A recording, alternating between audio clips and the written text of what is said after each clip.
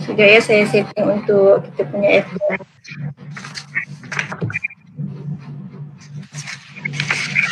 Okay.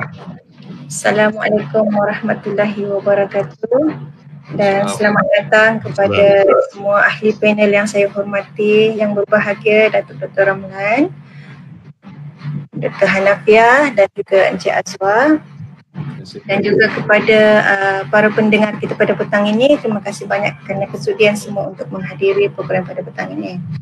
Okey. Tajuk pada petang ini iaitu bicara inspirasi siri ketiga, iaitu membicarakan tentang OKU aktif dan terbilang. Okey, sebelum kita memulakan kita punya program pada petang ini, lebih baik kita mulakan program ini dengan bacaan umul kitab Al-Fatihah. Bismillahirrahmanirrahim.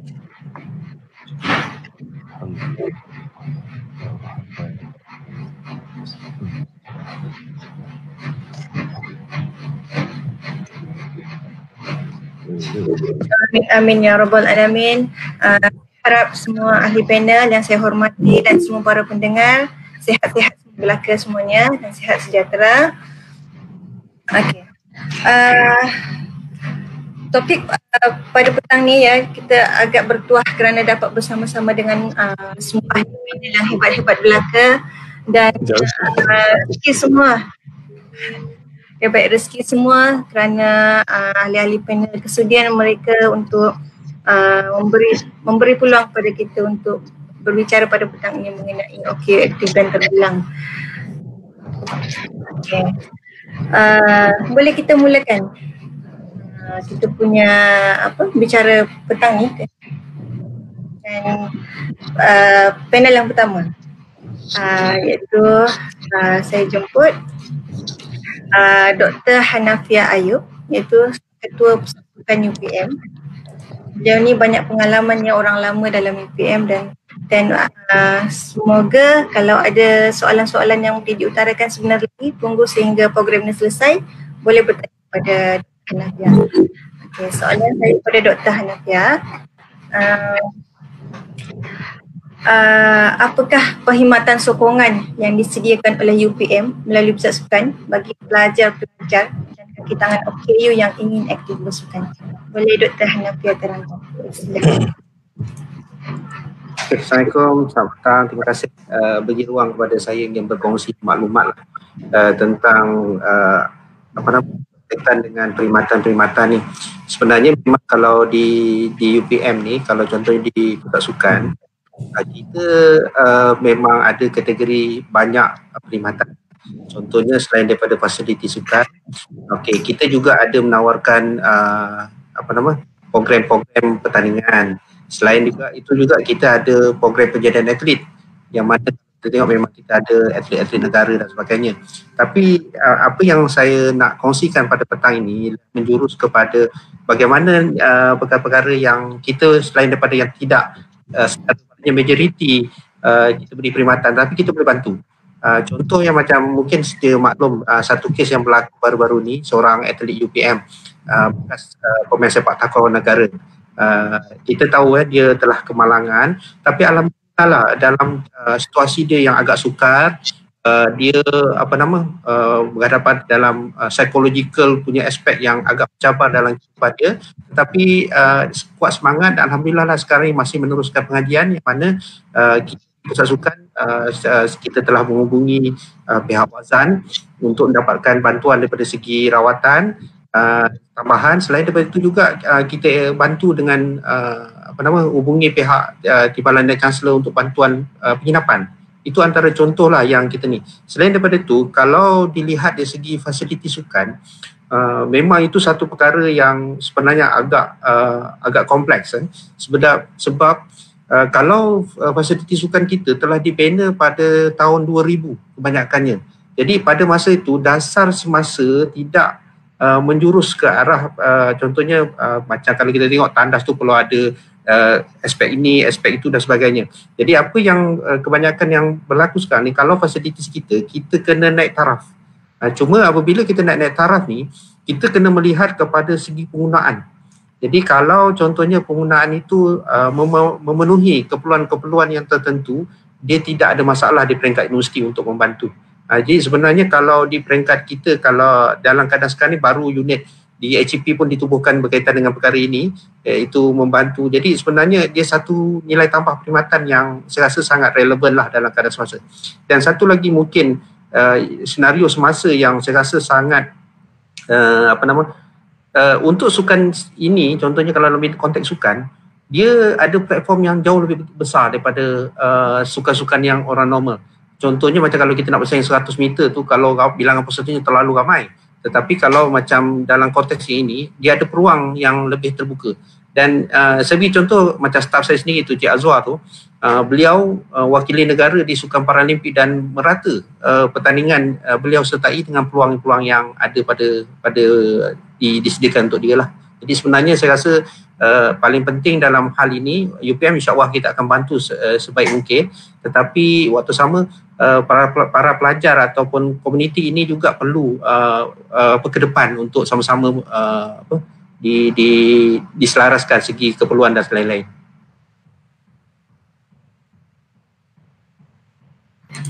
Okay, terima kasih Dr. Hanafi atas perkongsian tersebut.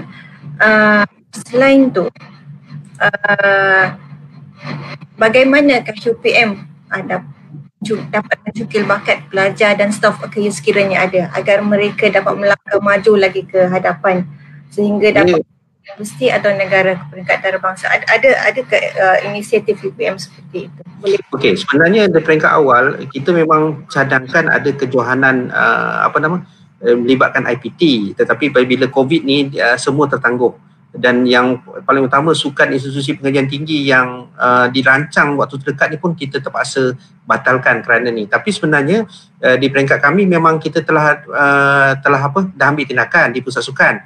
Sebenarnya Cik Azwar tu sendiri merupakan penyelaras untuk program tersebut, sebab kita dah di peringkat kami telah dibincangkan di peringkat pengurusan, cuma keadaan sekarang ni tidak mengizinkan untuk melaksanakan tu. Tapi insyaAllah pada tahun hadapan, bila COVID ni selesai, saya rasa tidak ada masalah untuk kita perkasakan. Dan bagusnya benda ni dulu pernah dipertandingkan di peringkat SUKIP, itu Sukan Institusi Pengajian Tinggi, tapi pada ketika itu bilangan penyertaan sangat minimum. Mungkin kerana pembudayaan tentang perkara ni baru. Jadi saya rasa kalau contohnya kita UPM ambil pendekatan mulakan perkara ni, dan insyaAllah bila kita ada data yang mencukupi di seluruh IPT, mudah untuk kita menganjurkan. Sebab saya rasa benda tu tak sukar, cuma yang paling mustahak kita kena ada data yang tepat. Contohnya macam apa acara yang kita nak pertandingkan, kategori apa, dan sebab apakah kemudahan yang ada di UPM tu sesuai untuk kita jalankan aktiviti tu. Itu perkara-perkara yang harus kita perlu ada maklumat berkaitan.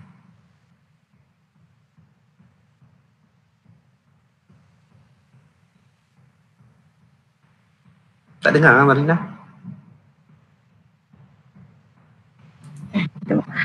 Terima kasih Dr. Hanafi atas perkongsian sebentar tadi. Diharap ia dapat menjawab dan juga membantu audiens kita memahami apa sebenarnya pusat sukan kita ni lakukan, atau apa UPM, apa inisiatif yang telah UPM buat setakat ini. Seterusnya saya ingin tanya pula kepada orang istimewa kita merupakan aset universiti yang berharga, iaitu Encik Muhammad Azwar Bakar alias Ibrahim, iaitu atlet Sukan Paralimpik Negara dalam acara pingpong. Saya Encik Azwar,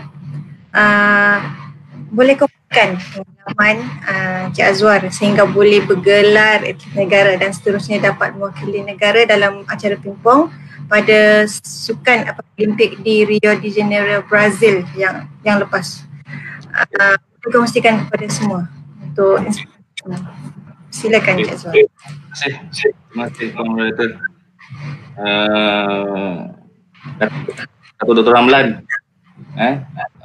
dulu pernah jadi saya punya CDM di Asia pada game Guangzhou, dan juga Tuan Nafiah saya di Pusat Sukan UPM. Apa yang saya boleh kongsikan, pengalaman saya lah sepanjang saya berkecimpung dalam sukan pingpong ni. Sebenarnya saya sebenarnya dah main sukan ni dah lama. Maksud saya dah start main pada usia saya umur 6 tahun lah.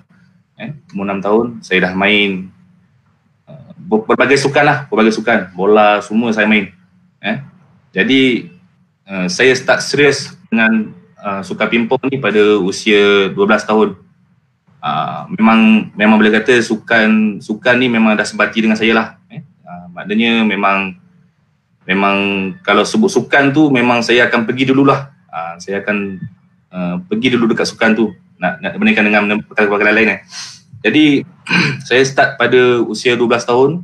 Saya main pimpong. Saya masa tu main kampung-kampung je lah, main kampung-kampung, main dengan kawan-kawan semua. Jadi dari situ memang dah kata apa, mula-mula dah minat kan, sehinggalah pada usia umur 16 tahun saya dapat mewakili Terengganu. Saya sebenarnya asal Terengganu.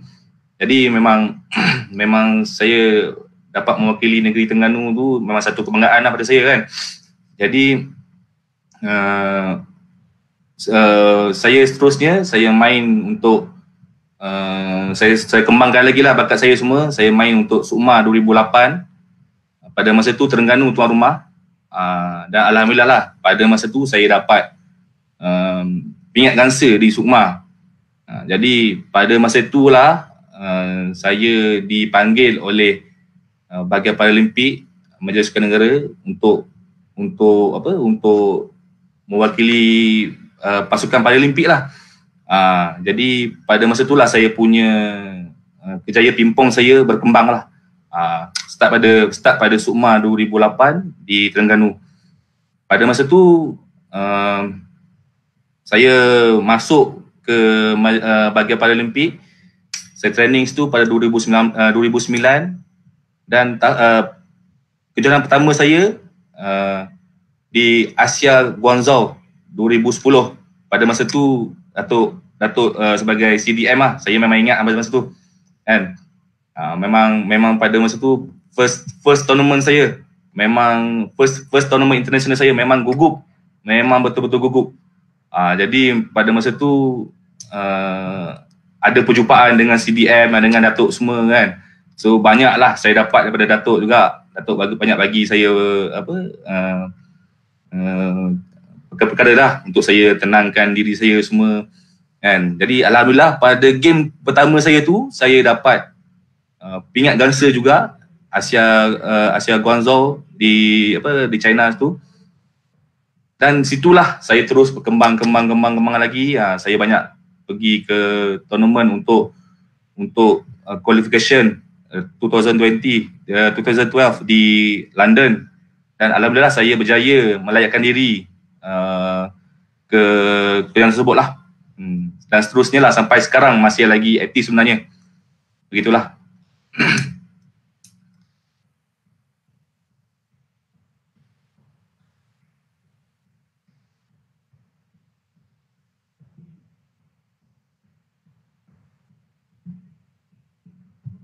Puan Marina? Maaf sekali lagi. Okey. Daripada perkongsian Encik Azwar, boleh Encik Azwar nasihat, bagi sedikit nasihat, banyak boleh, buat adik-adik atau sesiapa di luar sana yang ingin mengikut jejak langkah Encik Azwar bagi sehingga boleh mewakili negara. Boleh dikongsikan. Okey. Kalau kita tengok sukan para di Malaysia sekarang ni sebenarnya dah boleh dikatakan dah boleh membuat income sebenarnya. Kalau kita tengok rakan-rakan saya lah seperti Ziyad Zulkifli, Latif Ramli, Rizwan Fauzi, diorang dah boleh kata jutawan dah dengan bermain sukan. Jadi pada saya kalau nak bagi nasihat dekat adik-adik semua ni kan, maksudnya teruskan bersukan ataupun teruskan cari satu pendekatan lain, nilai tambah untuk yang ada dengan diri kita ni, untuk kita ceburi lah dalam bidang akan datang. Macam saya sebenarnya saya bekerja di Pusat Sukan UPM ni. Pada mulanya saya bekerja tu saya agak takut sebenarnya. Saya nak berhadapan dengan semua orang. Jadi bila kita ada satu benda, maksudnya nilai tambah tu, dia akan buat kita lagi akan confident terus-teruslah. Itulah saya rasa. Jadi nasihat saya teruskan cari nilai tambah, sukan ke apa-apa jugalah, peluang yang ada untuk kita ambil, untuk kita teruskan lagi kita punya kehidupan lah. Macam tu lah. Terima kasih Puan Marina. Sama-sama Encik Azwar. Terima kasih atas perkongsian Encik Azwar sebentar tadi. Semoga apa yang Encik Azwar perkongsikan kepada semua tu menjadi inspirasi buat adik-adik maupun siapa yang ingin ikut jejak langkah Saudara Azwar sebentar tadi. Okey. Sebelum saya terlupa, terima kasih kepada jurubahasa kita pada hari ini, Cik Edwin Goh. Terima kasih atas kesudian untuk bersama pada petang ini. Seterusnya, saya pasti ramai daripada kita semua ternanti-nanti apa yang cuba dikongsikan oleh Yang Berbahagia Datuk Ramlan pada petang ini. Soalan dia Datuk, bolehkah Yang Berbahagia Datuk ceritakan pengalaman Yang Berbahagia Datuk membantu atlet-atlet KU sehingga mampu mewakili negara?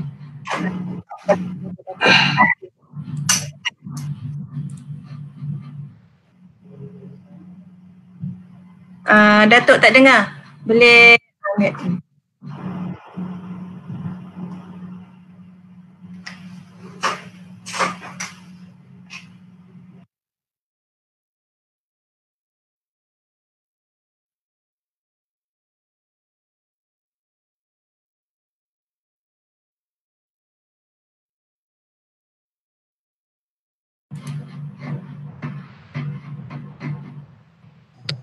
boleh dengar? Boleh. Okay. Right. Terima kasih Puan Marlina. Salam hormat kepada ahli panel, rakan-rakan ahli panel yang lain. Saya sungguh teruja dan berterima kasih kerana dapat juga berjumpa kembali dengan Dr. Hanafiah selepas beberapa lama, dan juga dengan Saudara Azwar sebagai selaku atlet dulu di Sukan Para Asia 2010, di mana saya bertugas selaku CDM. Sebenarnya sebelum tahun 2007, pada masa itu saya mula bertugas sebagai Ketua Pengarah Majlis Sukan Negara. Semua hal ehwal persediaan atlet para dulu dipanggil OKU dan sebagainya. Jadi terminologi ini kita akan gunakan secara bebas, tetapi yang penting pada saya adalah bukan sama ada seseorang itu adalah atlet orang panggil normal ke ataupun able bodied ke, dia asalkan dia dalam sukan prestasi tinggi. Jadi pada saya tidak bezakan antara able bodied ataupun OKU, kerana pada pandangan saya setiap sukan, setiap atlet berkecimpung dalam sukan prestasi tinggi, dia hanya kita anggap sebagai sukan yang lain. Misalnya jikalau Saudara Azwar berkecimpung di dalam sukan pingpong ataupun table tennis, pada saya keperluan dia sebagai seorang atlet prestasi tinggi berlainan mengikut keperluan fizikal, keperluan fisiologi dan sebagainya. Jadi kalau kita mengambil prinsip ataupun pendekatan begitu, barulah kita dapat memberi suatu pola ataupun range of julat perkhidmatan yang betul. Kalau tidak, niat kita hanya untuk memberi seolah-olah ini macam kita hanya memberi belas kasihan saja kepada para atlet.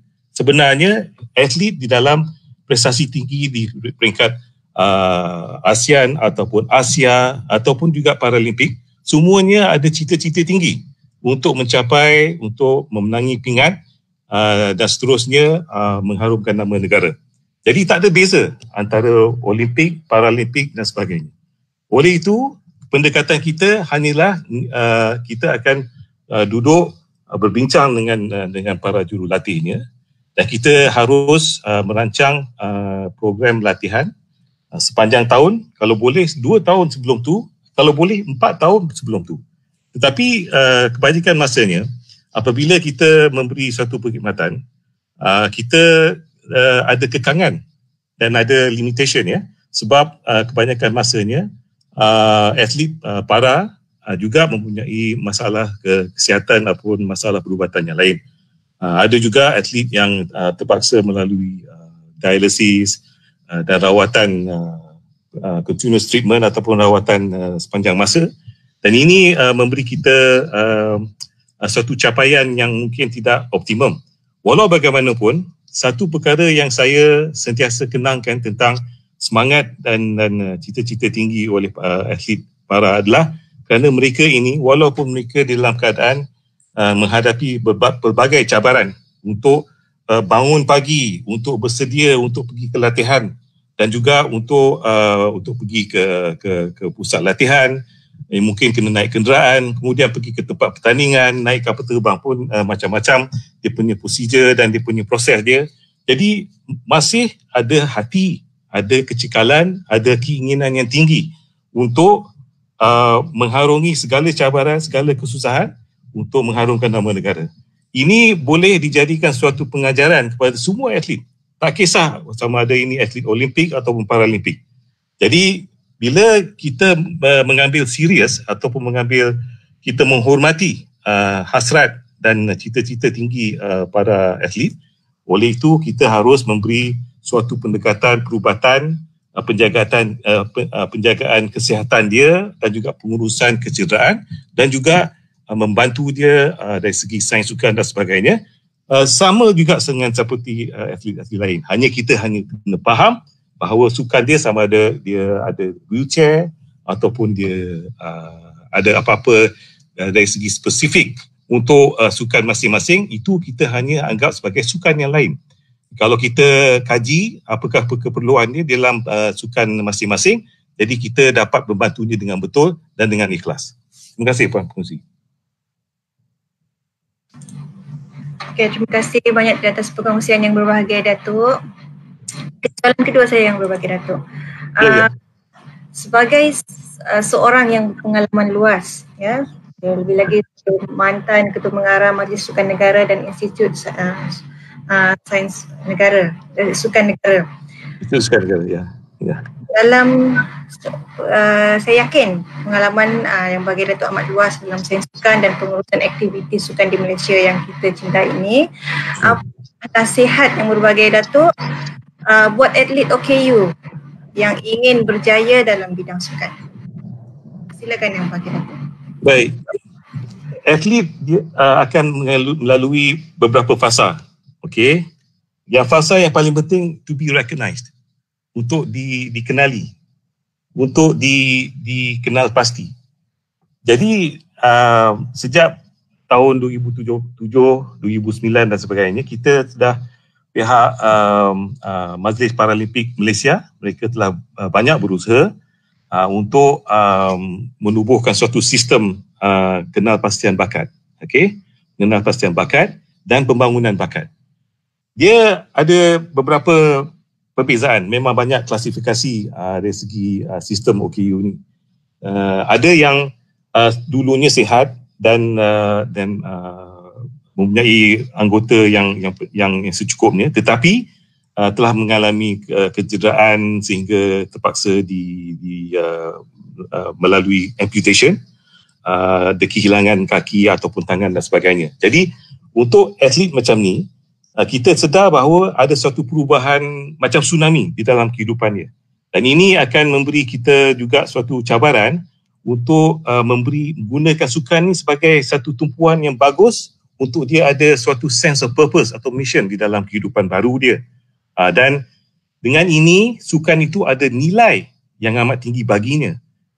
Walhal untuk sesiapa yang mengalami suatu disability dari asal, daripada lahir, ini lain pendekatannya. Pendekatan ini memberi suatu nilai dari segi bukan saja untuk dia untuk beradaptasi, ya, untuk menyesuaikan diri kepada keadaan baru, tetapi untuk mencapai sesuatu yang memberi dia suatu nilai hidup, a sense of wellness, a sense of achievement dan sebagainya.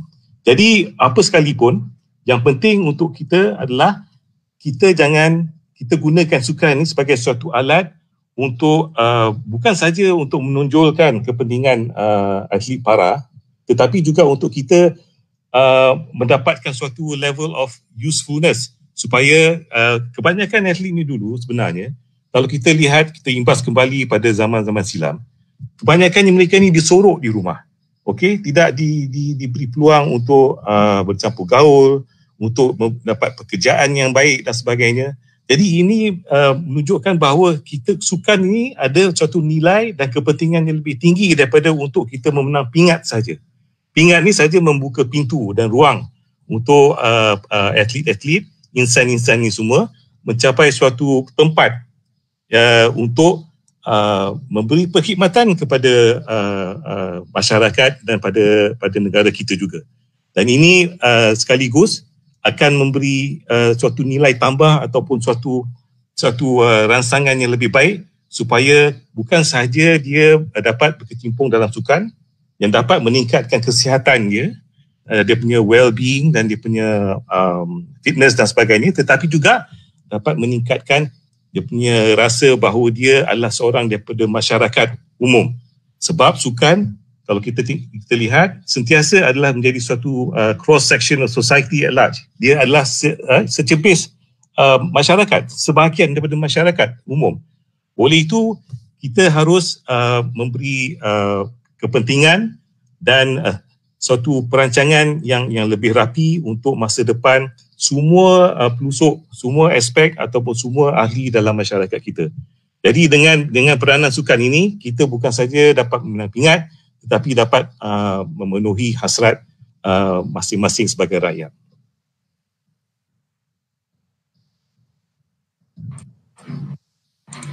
Okey, terima kasih. Terima kasih yang bagi Datuk. Terima kasih.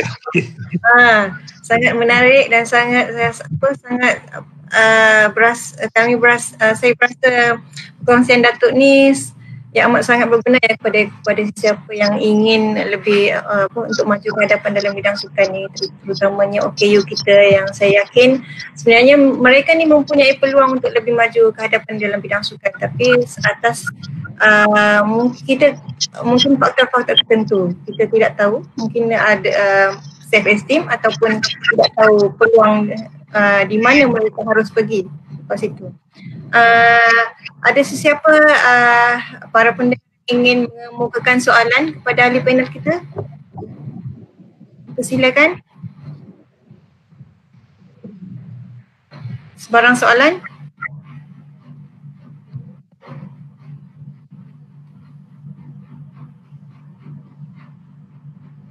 Ya, Dr. Hanafia. Sekiranya pelajar-pelajar kita pelajar-pelajar UPM OKU namanya, asalnya diorang adalah atlet UPM, tapi setelah mereka mengalami situasi tertentu dan menjadi OKU, mungkinkah terdapat peluang yang diberikan oleh Pusat Sukan kepada mereka semula atau bagaimana? Okey, saya sebenarnya kalau di Pusat Sukan, salah satu agenda yang memang kita buat bukan saja untuk OKU, tetapi atlet-atlet yang lain, iaitu kita memang kalau boleh saja kita ada sijil kunjung latihan. Sebab sekurang-kurangnya kalau mereka berkeluar nanti atau dalam pelayanan, mereka boleh gunakan sijil tu untuk satu nilai tambah kepada diri mereka. Jadi contoh dalam kita tengok senario sekarang ni COVID lah contohnya. Kalau isu COVID ni sekarang ni kita tengok, kalau mungkin orang yang sudah bergraduate nak posting tempat banyak perkara-perkara yang ni, tetapi kalau mereka contohnya ada sijil yang tertentu boleh gunakan, itu yang sangat penting. Jadi kalau dalam dasar semasa universiti pun kita melihat bahawa bukan saja sebagai kejayaan atlet tu sebagai satu platform, tetapi dia kena ada satu nilai tambah untuk ni. Jadi sebenarnya kalau contoh dalam kes-kes atlet yang sebegini ni, untuk kita salah satu pendekatan yang kita dah rangka, iaitu pertama kita nak rangka untuk penyertaan pertandingan, sebab kita ada perlu lihat kategori-kategori yang mana yang kita perlu beri penekanan. Yang keduanya, selain daripada itu juga, itu yang kita boleh susun pendekatan yang lebih jangka masa panjang. Sebab kalau kita di universiti ni, kita kena merangka satu perkara yang berterusan. Jadi kalau contohnya kita kena pasti kelompok-kelompok ni, keperluan mereka yang setiap tahun ada yang sama rutin yang perlu kita bantu, dan kita akan jadikan dia dalam bentuk yang contohnya bertakwim. Maksudnya kalau di UPM ni, kalau contohnya ada aktiviti-aktiviti sukan tu, bila kita dah masukkan dalam takwim, dia mudah. Maknanya pelajar boleh merangka, okey, bulan berapa dia nak pergi kursus, pertandingan dan benda-benda lain.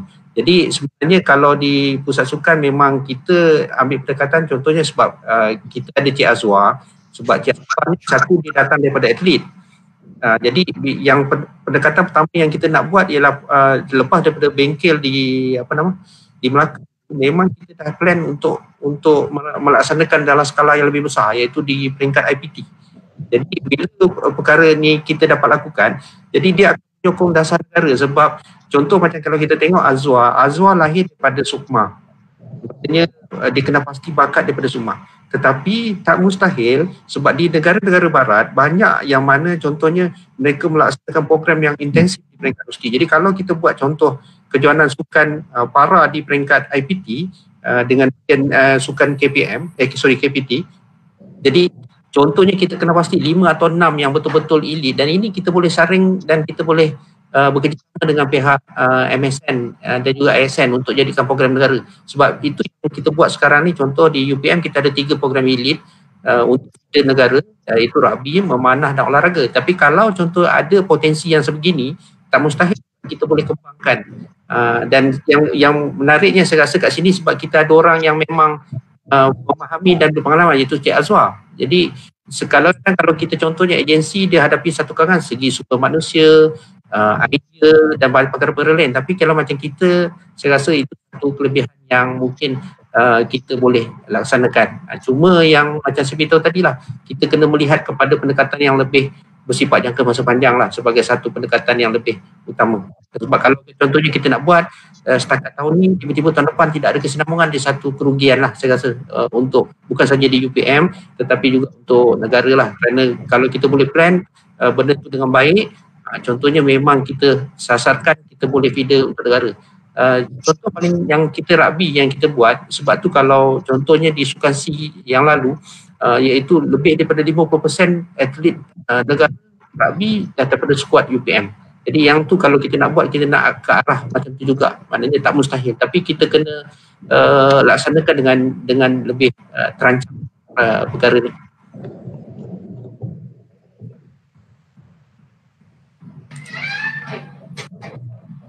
Terima kasih Dr. Hanafiah atas perkongsian Dr. Hanafiah sebentar tadi. Ya, semoga apa yang Dr. Hanafiah bagi tahu pada petang ini menjadi panduan buat pelajar-pelajar agar mereka lebih tahu apa seterusnya apa yang perlu mereka lakukan jika dah berkecimpung dalam dan ingin aktif dalam bidang sukan. Dan soalan daripada Dr. Wan Arinawati Wan Abdullah, iaitu penyelaras UPSO. Okay, ini soalan untuk Cik Azwar. Cik Azwar ceritakan kenangan manis bersama ahli sukan para yang lain semasa menyertai sukan Paralimpik. Silakan Cik Azwar. Okey, terima kasih. Okay. Kenangan yang paling manis saya pada tahun 2016 di Rio de Janeiro lah. Pada masa tu kawan-kawan saya 3 orang sekaligus dapat ada di Paralimpik Rio. Pada masa tu pada satu hari sebelum bertanding, saya sebenarnya satu rumah, satu apartmen dengan diorang semua ni. Pada masa tu memang kalau tengok pada Dek Wan lah, dia memang agak tak boleh nak bercakap, tapi apa yang dia cakapkan tu saya akan faham. Sebab saya mungkin dah sama dengan dia. Dia pada malam tu dia cerita dia takut, dia apa semua. Jadi pengalaman tu lah yang buat saya rasa macam bila dia dapatnya esoknya tu dia dapat gold medal tu, membuatkan saya rasa saya lebih hargailah, terharulah dengan apa yang tu kan. Termasuk juga dengan Ziyad dengan Latif. Pada malam tu kita bersembang kosong-kosong kan. Jadi memang tu antara kenangan manis saya lah.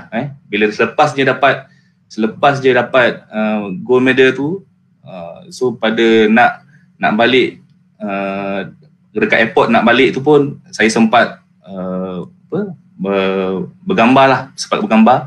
Dan pada masa tu pun Ziyad sempat juga pinjam duit saya sebenarnya. Ziyad sempat pinjam duit saya. Jadi pada masa tu dia sempat pinjam duit saya. Tapi sekarang tengok dia macam mana. Dah jutawan dah pun. Dah macam-macam benda lah dia dapat.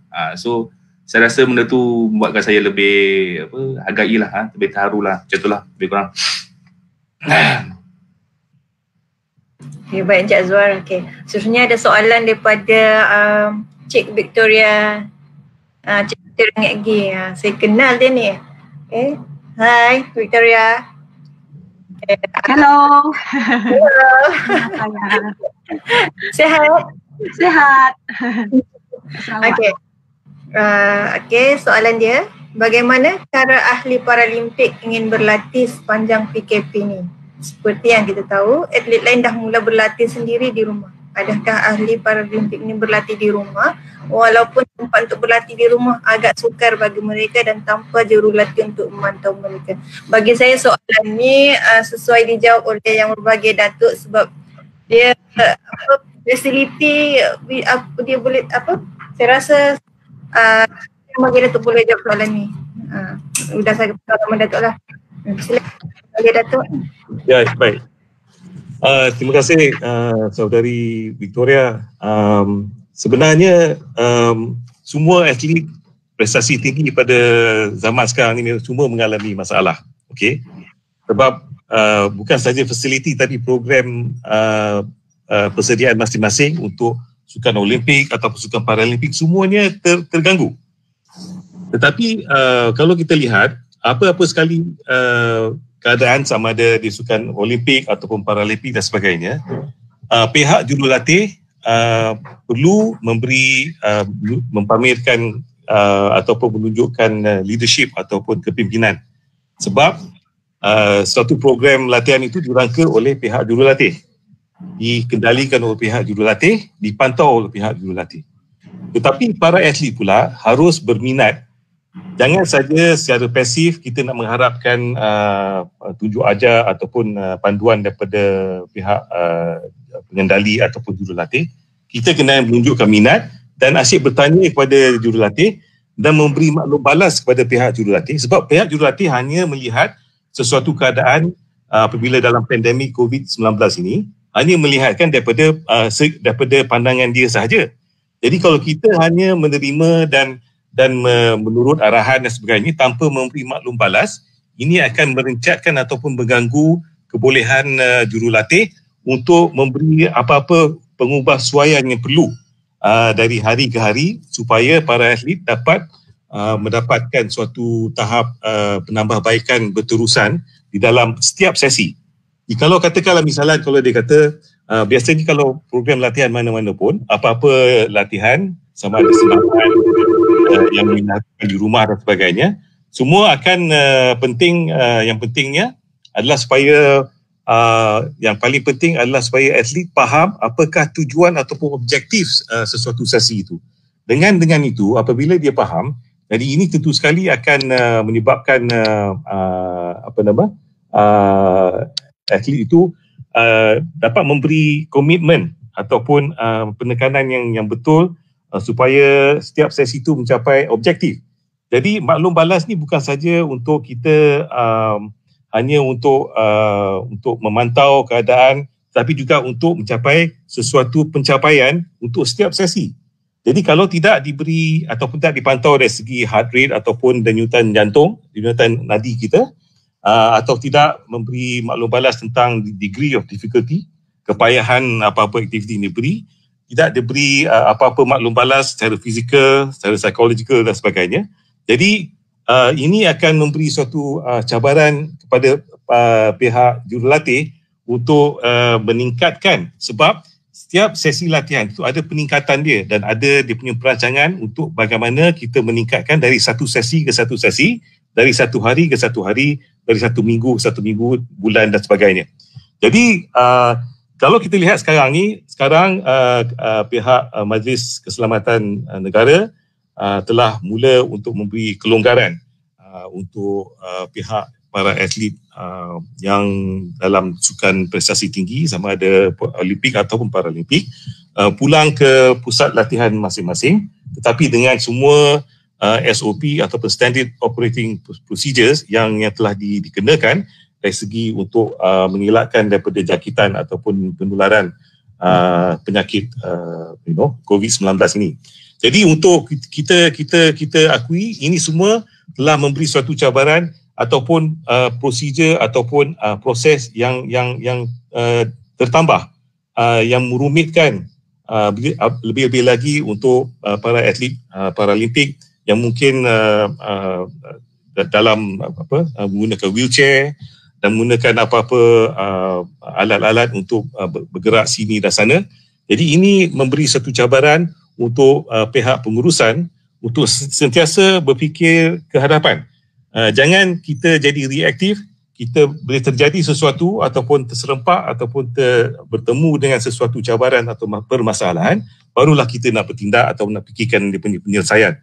Jadi oleh itu pihak atlet, jurulatih dan juga pengurusan harus ada suatu sesi lebih daripada untuk atlet yang able bodied atau yang berupaya, lebih daripada itu, sebab kita harus mengambil kira semua cabaran-cabaran untuk mobility, untuk latihan dan segala perkara yang harus diambil kira apabila atlet itu mengalami satu masalah kesihatan untuk buat dialisis dan sebagainya. Oleh itu kita harus ada satu pendekatan yang menyeluruh, to leave no stone unturned. Jangan kita ambil sambil lewa, kita ambil cincai dan kita tak ada mengambil apa. Sebab yang penting di dalam senario ini adalah semua sentiasa adalah kepentingan atlet. Kita sebagai pengurus, sebagai jurulatih, sebagai pegawai persatuan sukan dan sebagainya, tidak akan ada makna jikalau kita tidak memberi perkhidmatan dan memberi penekanan untuk keperluan para atlet.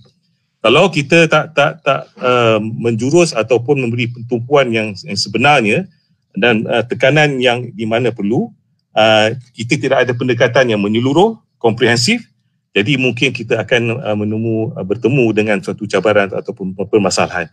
Walau bagaimanapun, kita rasa yakin bahawa kalau kita lihat segala persediaan yang telah dilakukan oleh pihak Majlis Sukan Negara dan juga pihak Institut Sukan Negara di bawah naungan Kementerian Belia dan Sukan, semuanya telah menunjukkan suatu peningkatan ataupun stepwise progress di mana mereka ada macam titration. Kalau kita buat sains, kita tahu kita membuat satu keputusan yang selanjutnya berdasarkan apa maklum balas ataupun dia punya feedback daripada apa yang berlaku sebelum itu. Jadi kita boleh dapat suatu penjajaran ataupun suatu balance apa yang sesuai pada bila-bila masa yang tertentu. Dan oleh itu adalah penting bukan saja untuk kita buat perancangan, tetapi suatu sistem maklum balas dan suatu sikap keterbukaan supaya kita jangan segan silu, kita jangan takut untuk memberi maklum balas, kerana ini akhirnya bukan untuk kita nak menyenangkan telinga para jurulatih ataupun pengurus, tetapi akhirnya untuk kepentingan kita sendiri sebagai seorang atlet. Terima kasih. Okay, terima kasih yang berbagai Datuk. Okay, soalan seterusnya daripada Encik Bukriman Sabri. Okay, di peringkat UPM, ada tak perancangan dari Pusat Sukan UPM untuk melibatkan sama pelajar-pelajar OKU dalam sukan intercollege pada masa akan datang melalui beberapa acara yang umum untuk pelajar-pelajar OKU? Saya rasa Dr. Hanafiah panel yang sesuai untuk menjawabnya. Silakan Dr. Hanafiah. Terima kasih. Sebenarnya untuk pelibatan pelajar, memang kita dah mula perkasakan di segi pelaksanaan inter-college. Maknanya dulu pengajuran acara ni staf sukan yang kendalikan. Tetapi kita dah bermula pada semester lalu. Sepatutnya semester ni ada kesinambungan, tetapi kebetulan COVID. Jadi pada semester yang lalu kita telah memberi start berperingkat-peringkat kuasa penganjuran pada kolej. Maknanya kolej tu ada jawatankuasa sendiri yang mengendalikan ni. Cuma dari segi teknikalnya daripada pihak pusat sukan lah. Jadi sebenarnya kalau yang melibatkan pelajar daripada OKU ni, memang kita rangka satu daripada sukan kolej tu tak ada masalah, kita boleh serapkan. Tetapi yang saya melihat juga elemen bagaimana mereka boleh dipilih untuk wakil UPM. Itu juga perlu kita kena lihat, sebab kalau contohnya dengan kapasiti yang ada, maknanya tak mustahil kalau kita boleh latih mereka untuk bertanding di peringkat IPT. Itu yang saya beritahu daripada awal tadi, bahawa perancangan kita untuk bukan setakat melihat kepada prestasi tinggi, tetapi juga melihat kepada mereka ada diberi ruang untuk menyertai pertandingan. Dan yang mungkin cadangan daripada Cik Bukriman tu berkaitan dengan mereka terlibat sebagai urustia ataupun penganjur. Jadi yang tu tak ada masalah saya rasa, sebab mungkin kalau contohnya kita ada platform mereka bertugas sebagai MC ataupun mereka bertugas sebagai pencatat teknikal, itu kita boleh latih, tak ada masalah. Sebab yang paling penting rasa saya kat sini ialah bagaimana mereka dilibatkan. Itu persoalan yang saya rasa sangat utamalah. Maknanya walaupun mereka ni, tetapi kita boleh pusat sukan boleh ambil inisiatif. Okey, contohnya katalah petang ini kita ada kejohanan pingpong. Okey, mereka terlibat sebagai katalah pencatat skor dan sebagainya, yang mana kita boleh latih untuk ni. Jadi saya rasa perkara itu tidak ada kekangan untuk kita laksanakan, lebih kepada bagaimana kita menyahut sabaran untuk melaksanakan perkara itu.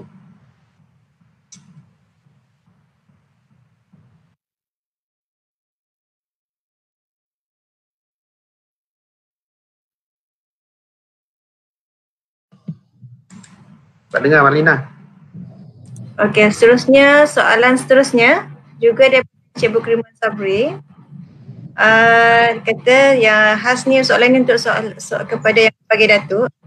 Kata apa cadangan yang berbagai datuk dalam aspek pengurusan dan fasiliti jika UPM hendak nak menjadikan pelajar OKU dalam kampus yang tiada pengalaman bersukan agar dapat menjalankan aktiviti-aktiviti sukan yang sesuai dengan kemampuan fizikal diorang.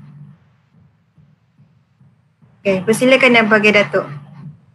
Yang bagi Datuk, saya minta maaf tadi saya unmute. Saya mohon yang bagi Datuk pergi unmute semula.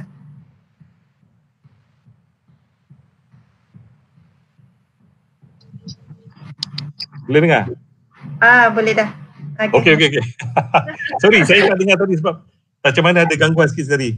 Apa soalan tadi Encik Bukriman? Ya. Saya rasa boleh tak Encik Bukriman bersuara sikit? Boleh. Orangnya ada tapi dia tak bersuara. Okay. Hello, Assalamualaikum warahmatullahi wabarakatuh. Waalaikumsalam. Apa khabar Datuk, sihat ke? Alhamdulillah. Terima kasih kerana sudi terima pelawaan jadi panel.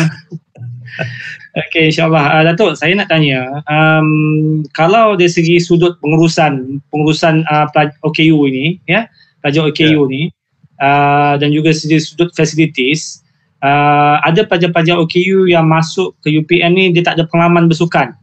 Ya, dia tak ada pengalaman bersukan, tak pernah terlibat dalam aktiviti sukan. Okay. Jadi kalau kita nak libatkan mereka dalam aktiviti sukan seperti yang Dr. Hanafiah cakap tadi, perancangan ada untuk menjadikan mereka atlet sekurang-kurangnya mewakili universiti. Jadi dari segi pengalaman Datuk menguruskan atlet ini, apakah bentuk pengurusan yang khusus kalau kita nak jadikan pelajar-pelajar OKU ni seorang yang mampu bersukan, dari segi konteks pengurusan dan juga dari segi facilities yang ada di UPM ni yang boleh kita tambah baik lah ataupun kita adakan? Sebenarnya kita seperti yang dikatakan oleh Dr. Hanafiah tadi, bahawa adalah penting untuk pihak Universiti Putra Malaysia membangunkan suatu program jangka masa panjang. Okey. Sekarang ni memang kita rasa yang kalau ada program jangka masa panjang, kita dapat melihat cabaran untuk mengenal pasti melatih dan memberi peluang untuk pertandingan kepada atlet OKU di Universiti Putra dengan lebih menyeluruh, mengambil kira segala keperluan kehidupan seharian dia dan juga keperluan pembelajaran dia, akademik dia dan sebagainya secara lebih menyeluruh. Kalau tidak, kita sentiasa akan terjerumus ke dalam satu keadaan di mana ini semua adalah suatu keadaan reaktif, bukan proaktif. Okey? Jadi saya tak pasti, mungkin kalau saya silap, saya pohon pencerahan ataupun pembetulan. Tetapi apa-apa program yang kita ada, yang sedia ada, tentu sekali harus dikaji. Kalau dapat, mana-mana universiti, bukan saja pihak UPM, mana-mana institusi pengajian tinggi dapat melihat keperluan atlet para ini, bukan sebab kita tak boleh, walaupun saya tadi ada cakap bila kita dapat memberi suatu program latihan, kita kena anggap ni sebagai sukan prestasi tinggi.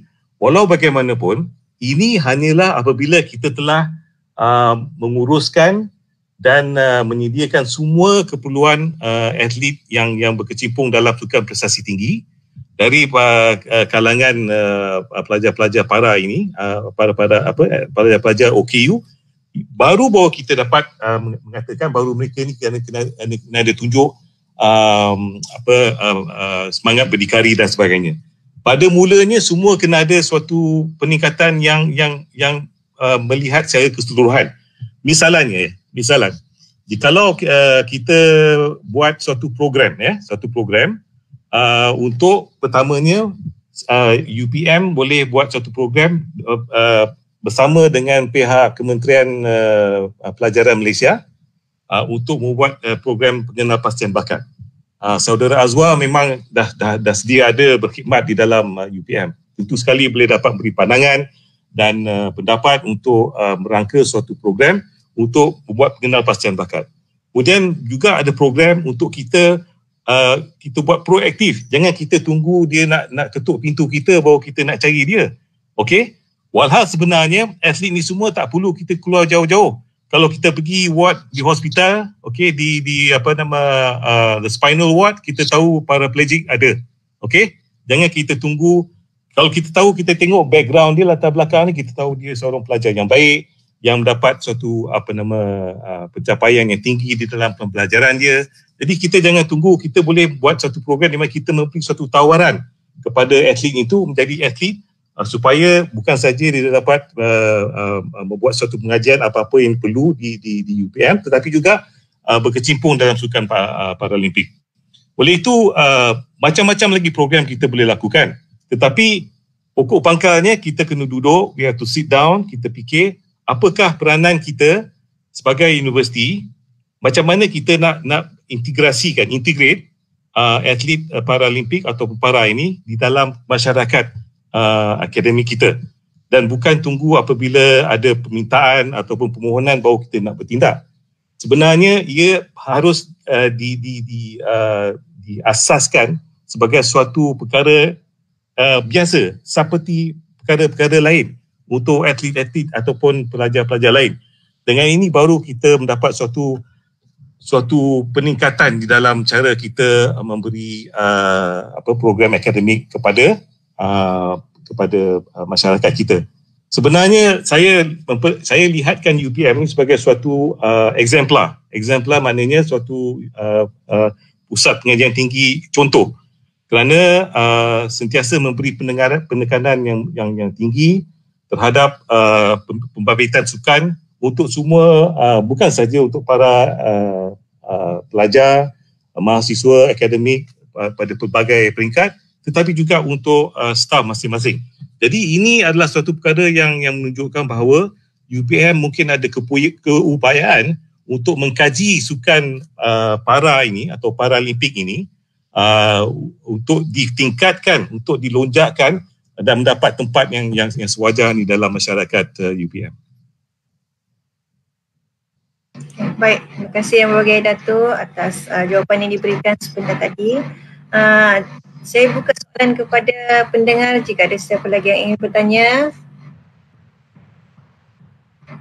Soalan, mungkin Dr. Wan Dr. Wan Arinawati, ada soalan tak? Okey, baik. Mar, ada satu soalan lagi tu Puan Mar. Rizman daripada Rizman Fazli. Ruang chatting tu. Soalan baru. Okey. Soalan daripada Encik Rizman Fadli. Assalamualaikum. Saya ingin ajukan soalan ini kepada Encik Azwar. Encik Azwar, bagaimanakah cara para atlet ataupun pekerja yang berstatus OKU untuk bekerja dalam suasana kerja dengan orang lain? Okay. Boleh tak Encik Azwar? Boleh. Okay, terima kasih Cik Rizman.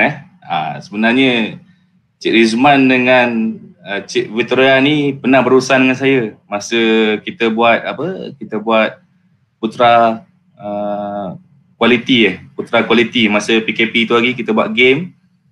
Ni MPP lah yang bantu saya untuk jalankan program ni. Terima kasih.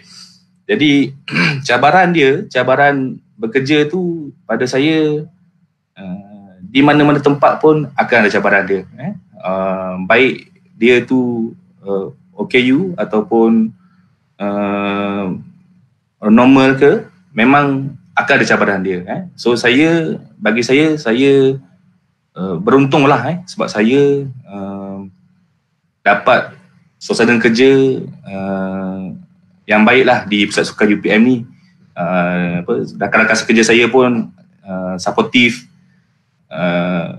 dengan bimbingan Dr. Hanafiah sekali pun memang dapat bekerja bersama-sama lah. Maksudnya dan dia orang pun memang tak tengok saya sebagai OKU sebenarnya. Memang apa kerja pun memang semua dia layan sama rata lah. Maksudnya tak adalah kau dapat istimewaan lah, kau OKU kau dapat semangat, tak ada. Memang dekat Pusat Sukan ni kau sama saja. So saya kalau nak bagi nasihat tu, saya rasa OKU tak payah nak rendah diri lah. Maksudnya tak payah nak kecilkan diri semua. Memang orang sekeliling memang akan pandang kita macam orang biasa. Jadi kita sendiri yang akan kita punya ni lah, kita sendiri yang akan betulkan diri kita lah. Maksudnya macam tu lah. Maksudnya kita tak payah nak kecilkan diri, tak payah nak rendahkan diri kita. Memang orang sekeliling kita akan pandang kita macam orang biasa juga. Macam tu lah. Terima kasih jawapan daripada Encik Azwar. Saya tertanya-tanya, untuk atlet OKU ni, dia ada tak diet khas atau pemakan khas untuk atlet ni? Mungkin yang bagi Datuk atau Encik Azwar boleh jawab?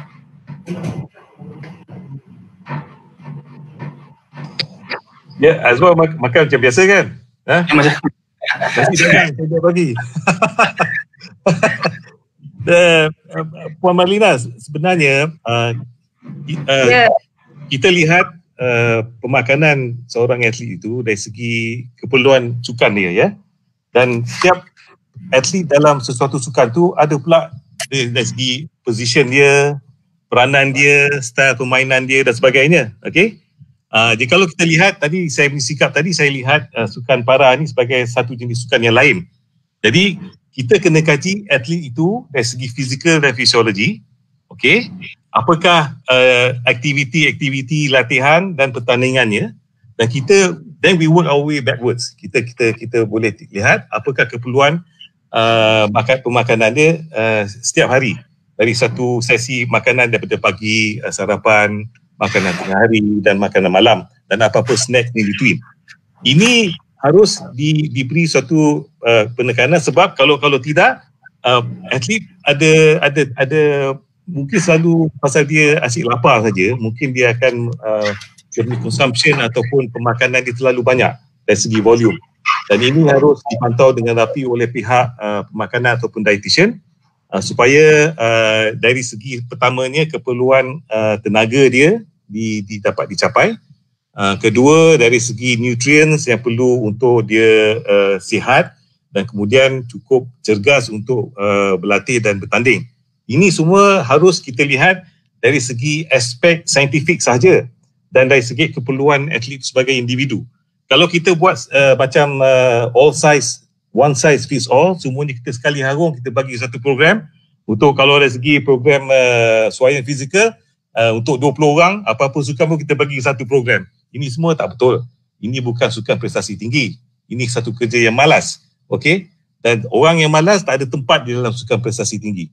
Sebab dia pun dah kata sukan prestasi tinggi. Macam mana kita nak capai prestasi tinggi kalau kita malas dan tidak ada buat satu perkara, satu pendekatan yang luar biasa ataupun lebih daripada biasa. Oleh itu, kita sekarang ni masih mencapai satu cabaran. Sebab kalau bukan saja dari segi pemakanan, Puan Marlina, tuan-tuan dan puan-puan sekalian, doktor, tapi juga dari segi semua aspek kehidupan. Sebab kita punya penumpuan penekanan untuk sukan Paralimpik ini hanya berputik pada tahun 2007, 2008 apabila ia dipindahkan tanggungjawab prestasi tinggi kepada pihak Kementerian Belia dan Sukan dan dipindahkan kepada Institut Sukan Negara dan Majlis Sukan Negara. Jadi masih ada banyak yang perlu kita lakukan, yang kita kaji dan kita tak boleh senang dengan apa-apa pencapaian yang kita dapat. Kalau 2016 di Sukan Paralimpik Rio, kita mendapat satu pencapaian 3 ataupun 4 pingat. Azwar, saya lupa tadi. Azwar pun sendiri dapat pingat gangsa kan? Tahniah. Very proud to see that. Yang penting itu bahawa kita tak boleh puas hati dengan apa-apa pencapaian. Kalau kita puas hati, maknanya kita leka. Bila kita leka, kita akan ke belakang. Oleh itu, apa-apa perancangan untuk atlet dalam sukan apa pun, kita tak boleh tengok untuk satu tahun. Kita kalau ikut sukan Paralimpik, dia persediaan selama 4 tahun. Jadi kita kena pandang depan untuk 4 tahun, kemudian kita kena pandang depan 4 tahun yang ke hadapan. Jadi kalau kita buat perancangan sekarang untuk sukan Paralimpik di Tokyo 2021 ya, tahun depan kan, maknanya kita juga telah mengambil kira apakah masa depan atlet ini pada tahun untuk sukan Paralimpik yang selanjutnya. Kita pun tak tahu di mana. Jangan kita ambil suatu sikit demi sikit. Sebab kalau begitu, kita akan sentiasa ke belakang. Sebab kalau kita lihat kebanyakan masanya, atlet-atlet Paralimpik, dia ada suatu longevity. Dia punya kerjaya dalam sukan sebenarnya lebih lama daripada atlet lain. Ini adalah sebab mereka mempunyai suatu, tak tahulah apa, susah nak cakap juga. Tetapi sikap mereka terhadap sukan itu, sebab sukan itu menjadi suatu perkara yang memberi makna kepada hidup ni lebih penting. Jadi dia ada suatu posisi yang penting dan tidak dia memberi suatu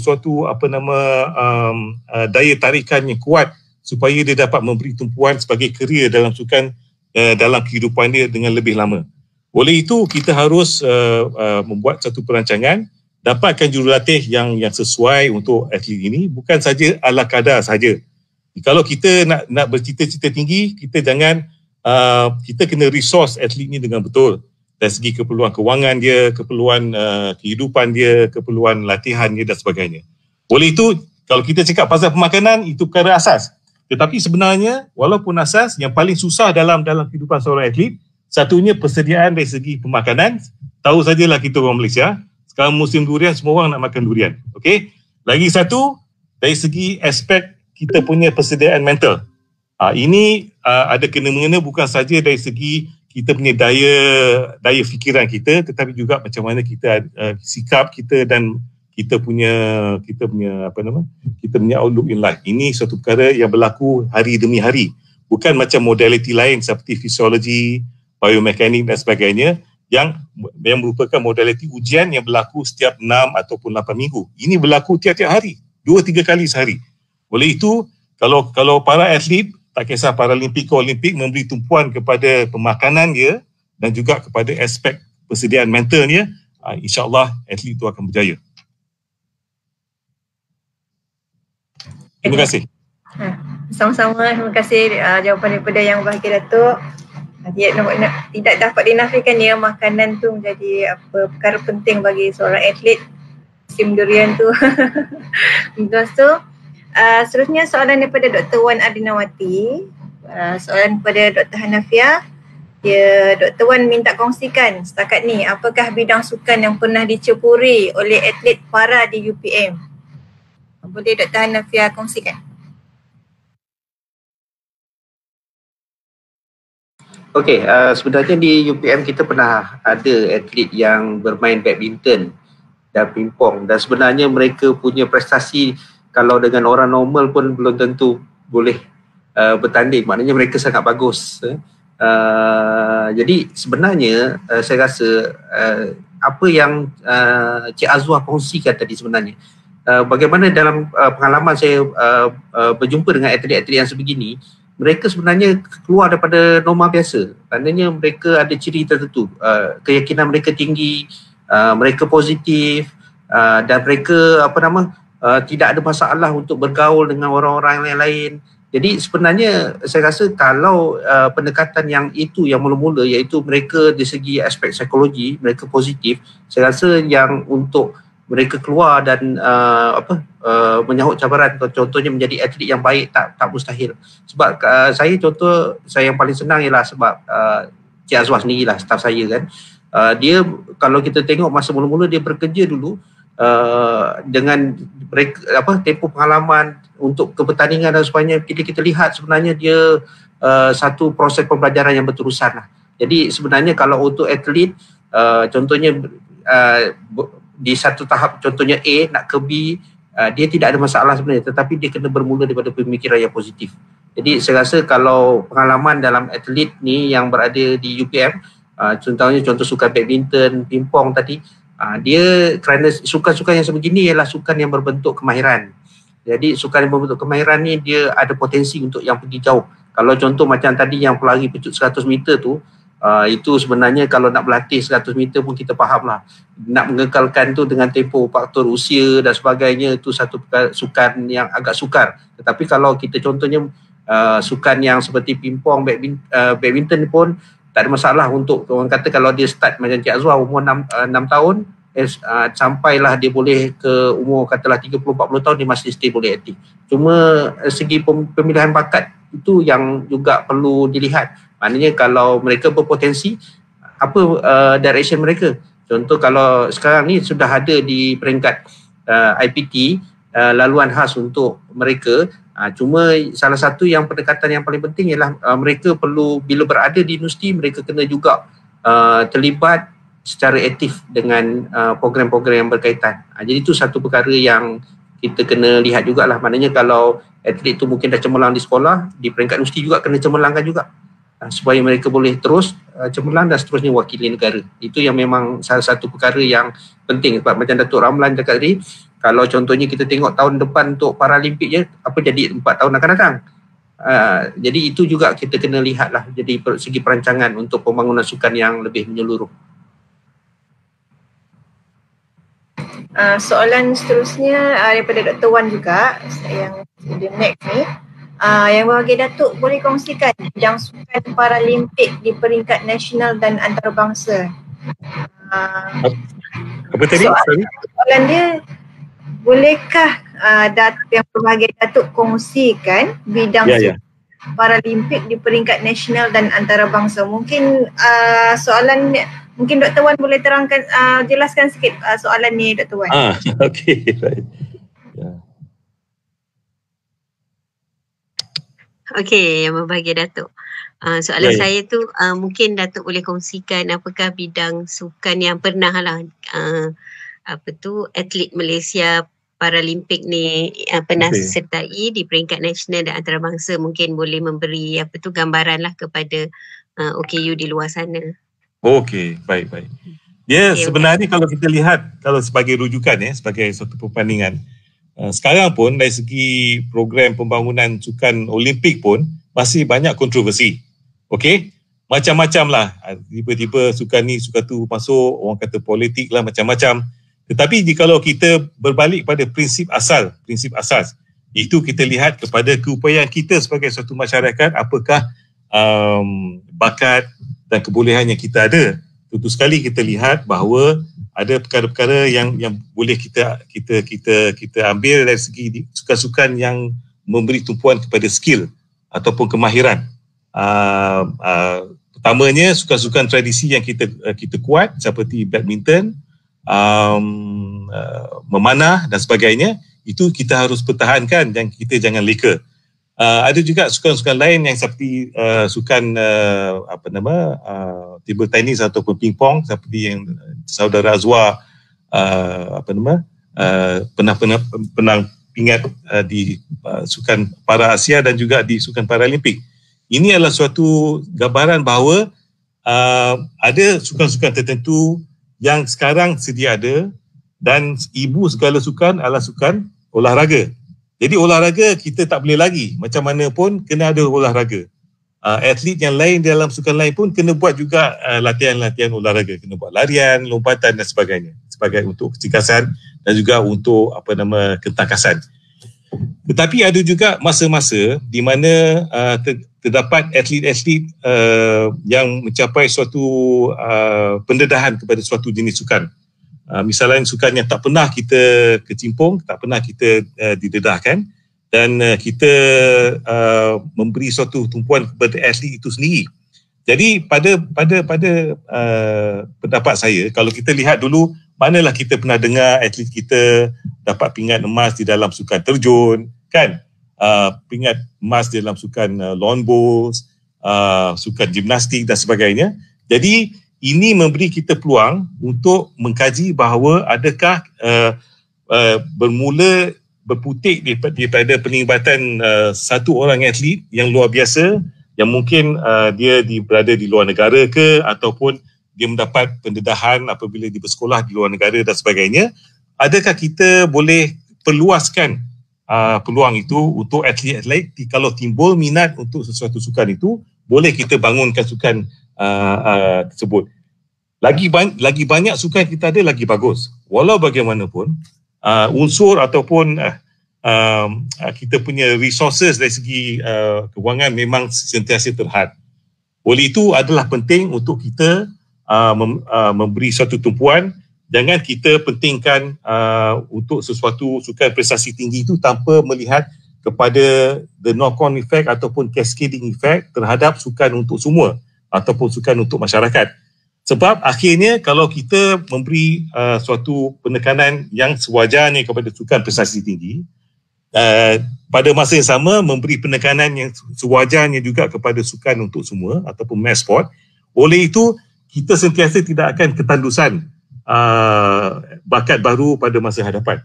Jadi, kalau kita hanya memberi tumpuan kepada atlet yang memerlukan bantuan pada masa itu untuk sukan itu tanpa kita melihat kepada pembangunan sukan ini di kalangan masyarakat, akhirnya nanti kita akan berbelanja wang dengan banyak, tetapi tak ada kesan kesinambungan atau kesan knock on kepada masyarakat umum. Jadi apa-apa sukan yang kita ceburi sekarang ni, pertamanya kita tengok kesesuaian dari segi fizikal kita. Tentu orang semua kata macam tu, tetapi ada saya rasa kalau kita beri tumpuan kepada sukan kemahiran untuk para atlet OKU ini, adalah penting untuk kita juga melihat sukan-sukan lain yang mungkin kita tak terfikir. Kalau kita lihat doktor, bagaimana atlet powerlifting telah mula mengorak langkah untuk mendapatkan tempat di peringkat ASEAN dan juga peringkat Asia, tetapi belum lagi dapat melonjak diri untuk sampai peringkat Paralimpik lagi. Oleh itu saya juga memberi pandangan bahawa kita harus membuat pengenal pastian bakat ini. Mungkin kita kena akur bahawa ada juga masa dan ketika di mana ia berlaku sebagai suatu aktiviti bermusim. Kalau kita lihat sekarang, tiba-tiba Lee Chong Wei tak ada, siapa nak ganti Lee Chong Wei? Jadi ini semua ada turun naik dia. Tetapi kalau kita serius dengan sesuatu sukan, kita nampak potensialnya, dan dia tidak melibatkan perbelanjaan yang tinggi, tidak melibatkan apa-apa aktiviti yang akan merugikan kita sebagai sebuah negara dan masyarakat. Oleh itu kita harus mengambil kira bahawa sesuatu sukan itu ada kepentingannya bukan saja untuk prestasi tinggi tapi juga untuk masyarakat umum. Itu saja. Kalau tidak, kita akan sentiasa ketinggalan, kita ikut bermusim saja. Okey, terima kasih jawapan daripada Yang Berbahagia Datuk. Semoga dapat menjawab persoalan daripada Dr. Wan Arinawati tadi. Okey. Tadi saya dalam sepanjang kita bercakap ni, Encik Azwar sentiasa mention jutawan. Okey. Saya nak soal ahli panel yang mungkin Dr. Hanafiah ataupun yang bagi Datuk ataupun Encik Azwar sendiri, ya mungkin peruntukan kewangan sebenarnya datang daripada kerajaan negeri, ataupun saya tak tahu, mungkin yang bagi Datuk lebih tahu ataupun Dr. Hanafiah lebih tahu. Tapi saya tanya dulu di peringkat UPM, kebajikan untuk atlet-atlet OKU ni bagaimana? Adakah dia boleh menampung sehingga di peringkat yang lebih tinggi, ataupun kita bila dah mendapat tawaran, bila atlet ni dah ditawarkan menjadi atlet antarabangsa, baru kita keluarkan suatu peruntukan, atau macam mana? Boleh Dr. Hanafiah jelaskan? Okey, sebenarnya untuk peruntukan dia sama macam pelajar yang lain. Dia tidak ada kata tidak boleh dan sebagainya, dengan syarat maknanya dia mesti ada skop yang mana sesuai dengan keperluan universiti. Contoh macam katalah dalam kes yang tertentu atlet tu bertanding di peringkat sukan institusi pengajian tinggi, jadi maknanya UPM kita akan beri hak yang sama kepada pelajar ini seperti pelajar-pelajar yang lain. Maknanya ada allowance dia, penginapan disediakan, pengangkutan tu kita akan uruskan. Juga kalau contohnya mereka sampai ke peringkat yang lebih tinggi, contohnya macam kita sebelum PKP ni kita ada program yang mana kita hantar pasukan UPM bertanding di peringkat luar negara. Jadi kalau dalam contohnya memang kita tengok atlet itu begitu berpotensi, salah satu yang selalu kita buat ialah kita akan bincang dengan peringkat MSN dulu. Maknanya kalau mereka punya perancangan tu selari tak dengan peringkat UPM, dan kalau contohnya memang ada keperluan-keperluan tertentu, yang itu kita akan aturkanlah seperti pelajar-pelajar yang lain. Jadi macam contoh pernah kita hantar ke kontingen UPM bertanding di Australia untuk ada beberapa pasukan. Itu sebenarnya tidak ada masalah untuk perkara-perkara yang situ.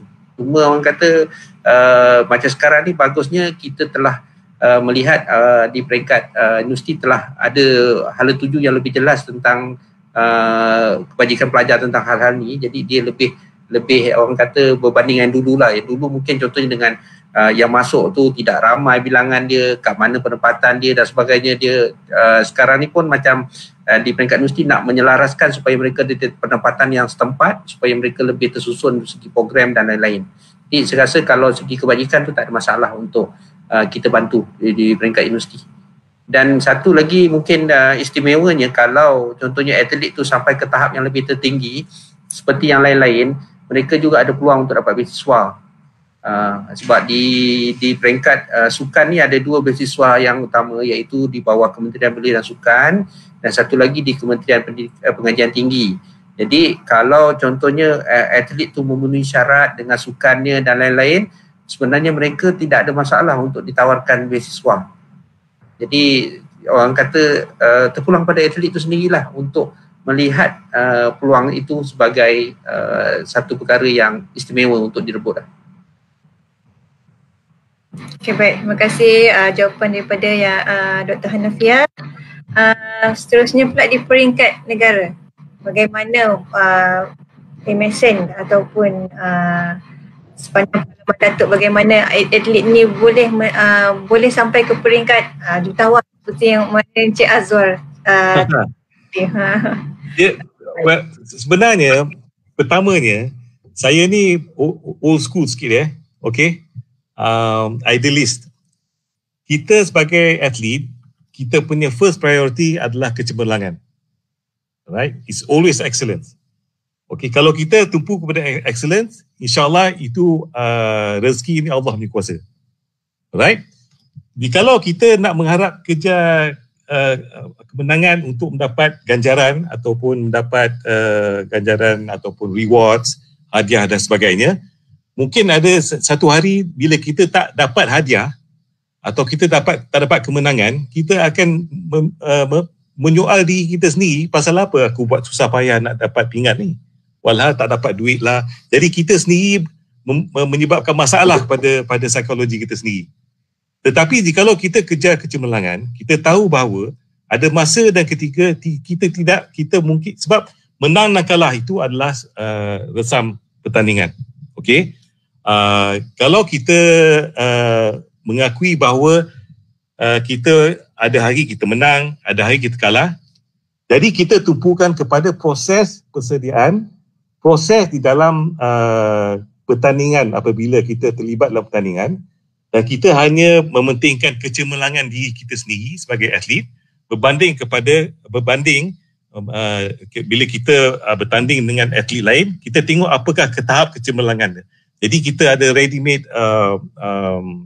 benchmark bagaimana kita harus bersedia selepas itu jikalau kita tewas. Kalau kita tewas, saya tak suka gunakan istilah gagal sebab kita menang atau kalah, tewas dan sebagainya, tapi kegagalan itu lain cerita.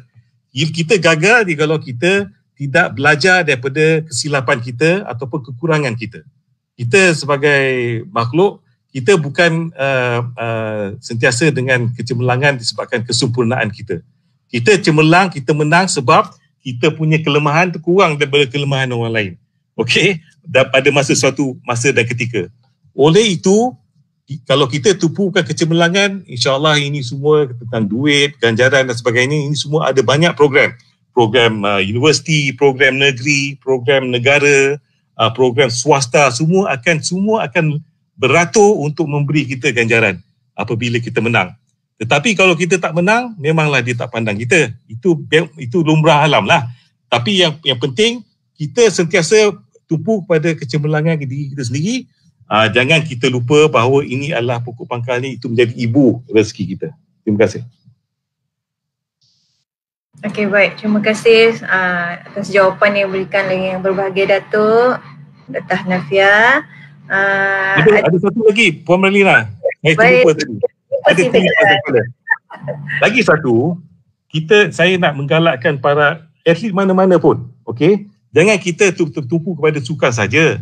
Itu pasal kita kena tumpukan kepada akademik, kecemerlangan akademik. Kita jangan ingat kalau kita atlet ni, bila kita dapat duit, kita akan jadi kaya.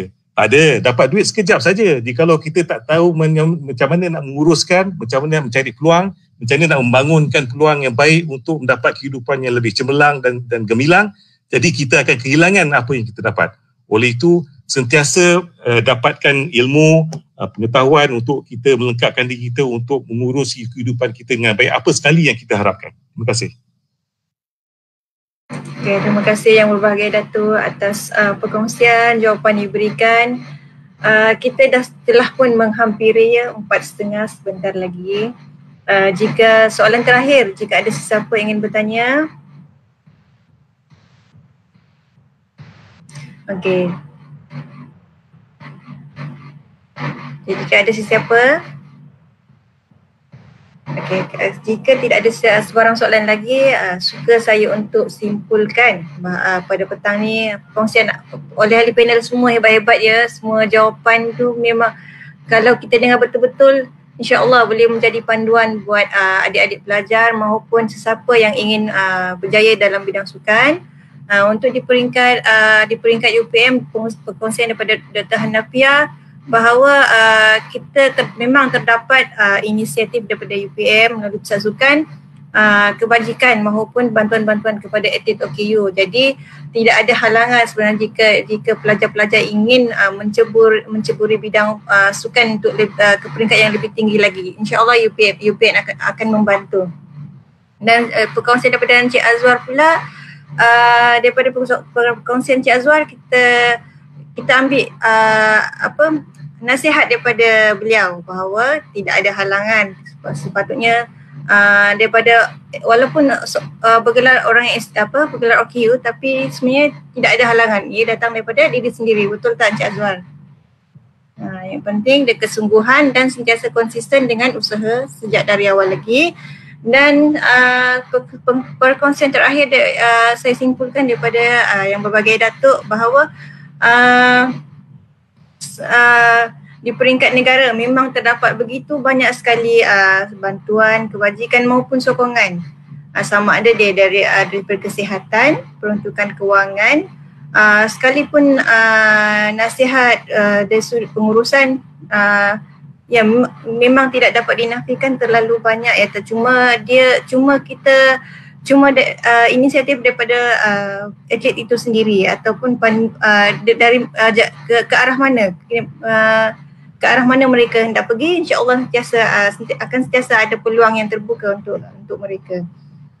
Jika ada soalan lagi, saya buka jika ada soalan lagi, jika untuk kali akhirnya ataupun nasihat daripada Encik Azwar ke, nasihat sebelum kita menutup tirai program kita.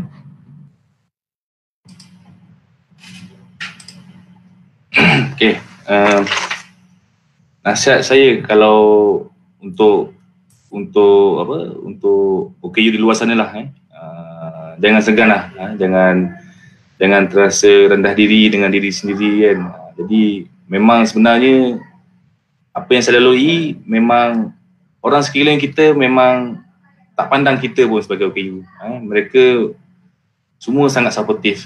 Jadi saya tahu ramai OKU yang sebenarnya dia takut nak keluar. Ada sehingga ada pun saya dengar macam mak ayah dia malu untuk libatkan anak dia di khalayak umum lah. Jadi pada saya benda ni tak patutlah. Kita jangan malu, jangan rasa rendah diri. Memang kita kena ke depan lah. Kita ke depan, bila mencapai satu kejayaan tu, mungkin dia akan lebih baik daripada orang normal. Nasihat saya paling penting adalah jangan rendah diri, jangan malu, terus ke hadapan. Terima kasih. Okay, terima kasih Encik Azwar. Okay, sekian sahaja program kita pada petang ini. Suka saya untuk mewar-warkan pada minggu hadapan juga ada satu lagi program siri yang keempat, bicara inspirasi yang keempat, bertajuk OKU Berdikari dan Cemerlang. Ahli panel dia pun orang yang hebat-hebat juga. Semoga pendengar pada petang ini maupun ahli panel pada petang ini dapat juga mengikuti program pada minggu depan, waktu yang sama, hari yang sama. Okay, suka saya jadi saya tutup program pada petang ini dengan tasbih, kifarah dan surah Wal-As. Terima kasih sekali lagi kepada ahli panel kita yang berbahagia, Datuk Dr. Ramlan, Hanafiah dan Encik Azwar atas kesudian meluangkan masa pada petang ini. Tidak juga lupa kepada para pendengar dan juga yang menonton secara FB Live. Sekian, terima kasih. Bismillahirrahmanirrahim.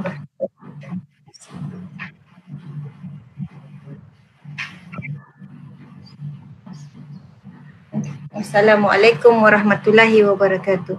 Waalaikumsalam. Assalamualaikum.